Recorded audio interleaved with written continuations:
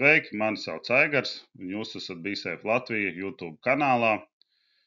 Šis ir kanāls par darba aizsardzību ikvienam, kā arī ik viens var piedalīties tā pilnveidošanā, uzlabošanā, atliek uzrakstīt e-pastu vai kā citādāk sakontaktēties, un tā tad rezultēties tas var ar kādu video materiālu, kas būs interesants ne tikai konkrētam cilvēkam, bet visiem pārējiem. Tāpatās var dalīties ar šo informāciju, tā kā izmantot maksimāli, ja jūs uzskatāt, ka tas ir tā vērts, lai mums visiem drošs darbs. Tātad šodien parunājam par biroja stāvgalda izvēli. Attiecīgi es zinu, ka pēdējā laikā tas ir diezgan aktuāls jautājums, un zinu, ka tiek pārdota ļoti daudz tādi galdi, kurus nevajadzētu izvēlēties, un tāpēc, lai katrs varētu padomāt, ko mēs pērkam, vai tas ir labs vai slikts, tad nedaudz padoms no BeSafe, paskatāmies ar visām bildēm.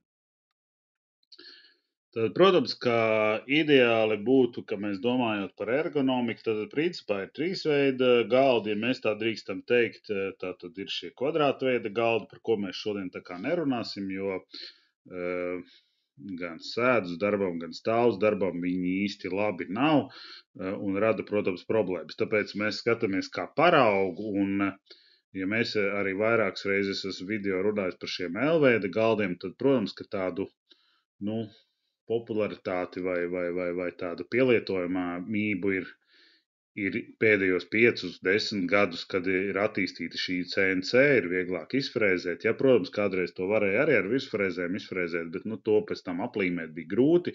Šobrīd arī ir grūti aplīmēt, tāpēc nevienmēr šie te ražotāji ļoti grib gan šos L-veida galdus, gan šos te U-veidu galdus, bet principā mēs redzam apakšā ir L-veida galds, viņš tā kā L-burtiņš šajā gadījumā, pretēji L, bet principā es viņu sauc par L-veida galdiem un U-veida galdiem, ja tur to U-burtiņu var tā kā saskatīt, ja, bet cenšamies saprast, un tā ideja ir, kad veidojam tādu kā ieliekumu galdā, viņam ir jābūt diezgan, kā minimums 15, maksimāli 20 centimetriem, tā, lai mēs, faktiski tā galvenā ideja ir pareizi varam atbalstīt rokas, par to mēs paskatāmies.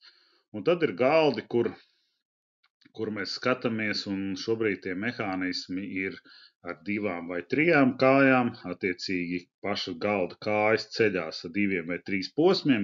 Ja ir 2 posmi, viņi tā kā mazāk celtspēja, un mums jāskatās uz šo te celtspēju. Ja?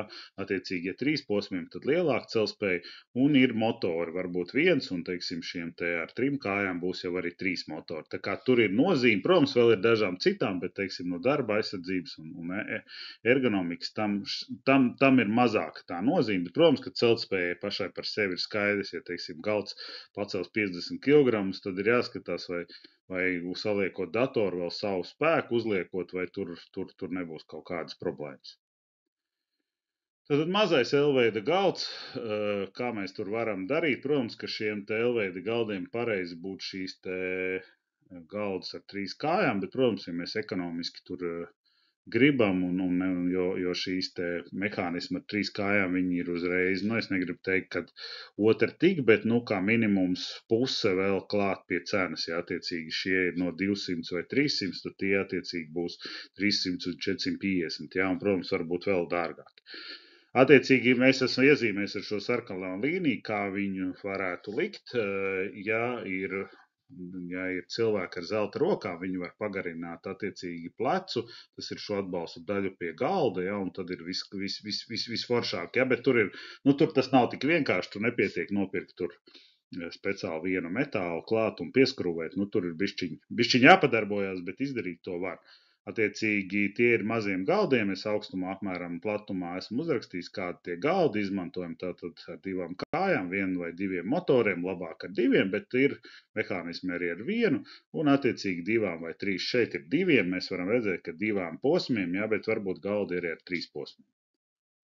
Vidējs galds jau galds lielāks, un attiecīgi tad mums ir varianti šeit, jau nāk ar, tā kā mēs redzam ar to atbalstu pie paša galda lielāk, lai mazāks ir šis te lauziens, ja mēs attiecīgi uz šo te galdu uzliekam rokas, iznāk galdam lauziens. Tas, protams, katram būtu jāsaprot, tāpēc ir, ja ir lielāki šie te atbalsta laukums, ja mēs šie te šķērs koki, kā mēs redzam, ja, un jau viņi jau, kā mēs redzam, ražotājs jau ir paredzējis šiem te L-veida galdiem, tad mēs viņus, protams, varam likt tāpatās šķībi un varam likt jau taisnāk. Tur ir bišķiņ jāskatās tajā brīdī no tā, lai kājām netraucē. Ja, ļoti tuvu mēs arī nevaram, ja, bet paskatāmies tā, ka cilvēks sēž, mums ir zinām, cik atrodas no vēdera kājas, cik tālu un kur šim mehānismam ir jāiet, un es domāju, ka tur problēma nevajadzētu būt.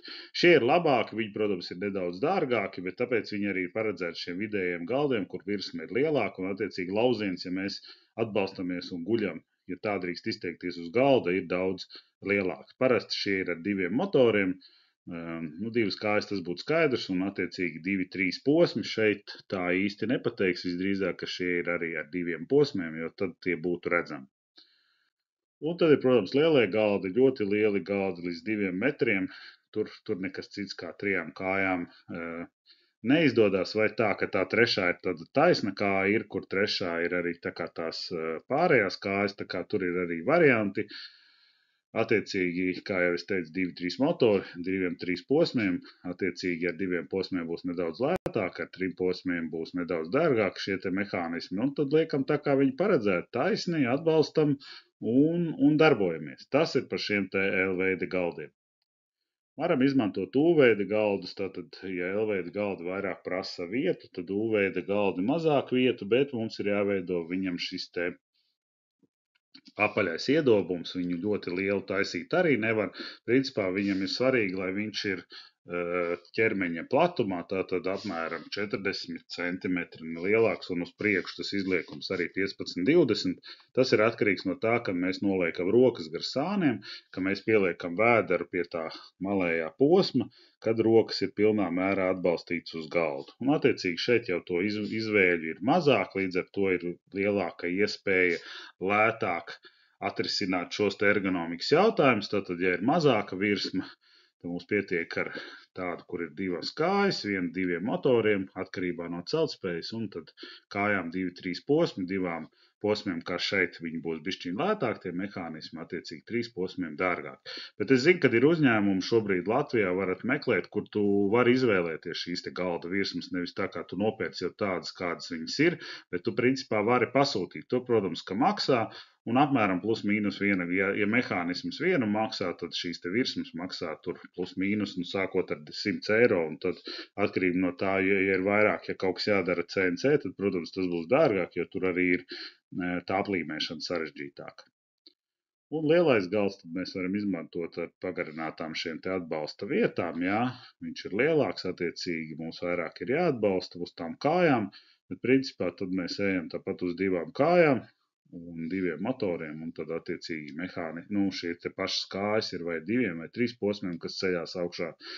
Tas tad ir, kā es jau teicu, ar 2 būs lētāk, ar 3 dārgāk, bet principā mums ir izvēle. Un, attiecīgi, tad mums ir lielāka šī te galda virsma, un mēs varam uz viņas vairāk darboties. Protams, ka tur, ja mēs skatāmies no tā, ka tad, kad mēs tiešām pasūtam šīs virsmas, izdomājam, kādas viņas ir, gluži netaisam 60 cm šajā gadījumā platus, šeit dēļ tā izliekuma jārēķina, ka tur, kur beidzās izliekums, līdz tam otram galam būtu jābūt šiem te vismaz 60, tad šie galdi būs vismaz 80 centimetri platumā, jā, un garumā, viņi var būt tās 1,20 m, 1,50 m, jā, varbūt vēl garāk, jā. Tā kā tādas tās lietas, tāda tā ergonomika ar šiem stāvu galdiem, lai mēs varam ergonomiski strādāt gan stāvus, gan sēdus. Cita varianti īsti nav no ergonomikas viedokļa. Un video noslēgumā vēlos novēlēt visiem foršu dzīvi, drošā darbā.